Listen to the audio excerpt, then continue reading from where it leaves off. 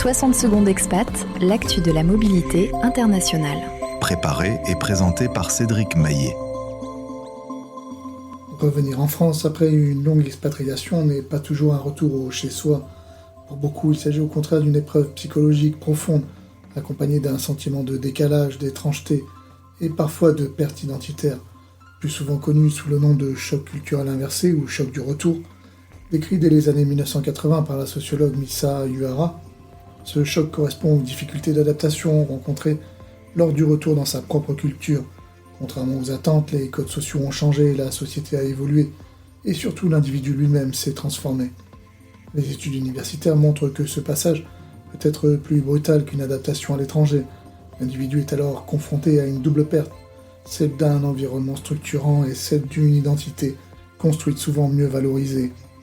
Les proches s'attendent à retrouver la même personne, renforçant ce sentiment d'incompréhension. Le quotidien paraît dérisoire face à l'intensité des expériences vécues. Les chercheurs parlent d'un temps de réacculturation. Dans certains cas, ce retour peut réactiver des symptômes proches du stress post-traumatique, sans toutefois se confondre.